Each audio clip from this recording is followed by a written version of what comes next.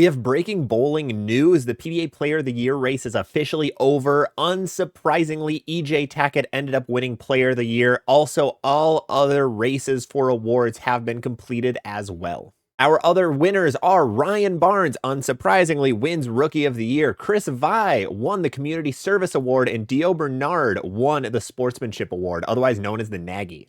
I want to dig a little bit more into some of these awards because one of them is really surprising. Player of the Year with EJ, not surprising that he won, but he didn't win unanimously, which was absolutely bonkers. So he won 86% of the votes, but Ethan Fior and Andrew Anderson both won votes. People voted for them to win Player of the Year, which is absolutely bonkers. Now, for EJ's award, I want to read off some of his accolades here. He won 4 titles, 2 of them being majors, the US Open and the PBA World Championship. He was the 4th highest single season average in PBA history. Absolutely insane numbers there.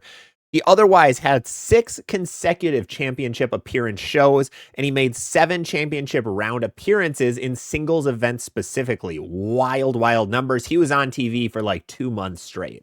The other biggest accolade for him is he led the PBA in almost every single category. Let me read through them quick. He had the most points, the most earnings at almost $450,000, 228 average, 11 top 5 finishes, 12 top 10 finishes, 15 cashes, and 17 events. All of the other finalists won 1 title apiece. Jesper, I believe, won 2, but otherwise everybody else only won 1 event. So absolutely crazy that anybody didn't vote for EJ. Huge congratulations to EJ for being, easily should have been, the unanimous Player of the Year. But let's look at the other races quick.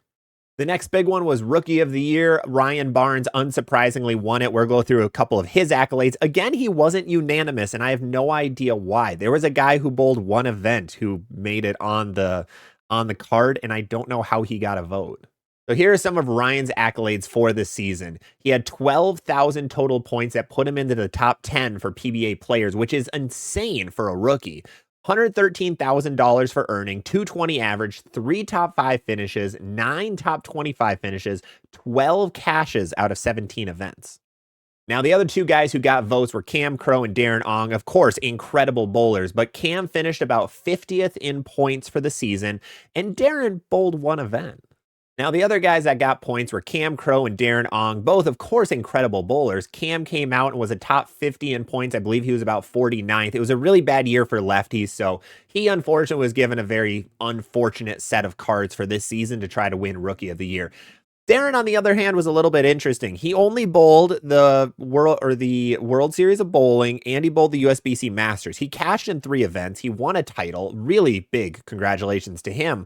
But he didn't bowl anything after that. He did end up above Cam in terms of points, up to 47th, but he didn't bowl anything else. So I am very confused how those 2 got points and Ryan didn't just win unanimous. But before we question how all this voting goes down, let's look into the other 2 awards. Dio Bernard won the Nagy, the Sportsmanship Award. There's only been positive things said about Dio for his first couple years on tour and throughout the regional tour, so really big congratulations to him. And then Vi ended up winning the Community Service Award. And the main reason he did it, the way they say in the article at least, is that he gave away the money that he won for shooting 300 at the Strikes Against Breast Cancer event, the Lucy Doubles. He gave that back to the SABC fund. So that's the main reason that he ended up winning. And he had some quotes about how he'd rather be a great person than a great bowler and a couple other things. So really cool thing on his part to be able to give back a little bit to the community. Bowling, there isn't much money involved, so you don't see it as much as you do like the professional level of football, basketball, or baseball, but still really cool to see him giving back.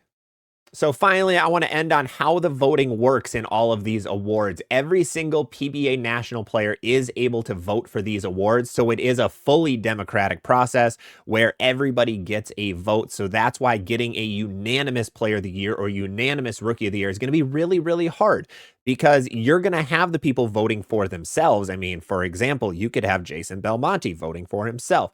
You can have other people who are your really good friends who are going to vote for you instead of vote for whoever the actual best candidate is. So seeing a unanimous winner of any of these is going to be very, very, very difficult to do. I don't know if anybody has done it in the past. I don't think they keep those stats around, unfortunately. This is the year it should have happened, though. This is the year that EJ and Ryan should have been unanimous. I think for them, this is as unanimous as you can make it. But otherwise, that is the end of the PBA awards for the 2025 season. Very soon, we should be getting a 2026 PBA schedule coming out. There are a few rumors circulating around with the new TV deal of how that's going to work, but nothing set in stone yet. Once there is a schedule, we'll have a video out for all of you. Otherwise, thank you guys so much for watching. Make sure to drop a subscription if you haven't. Best way to stay notified on the latest and greatest bowling news, and I will see you on the next one.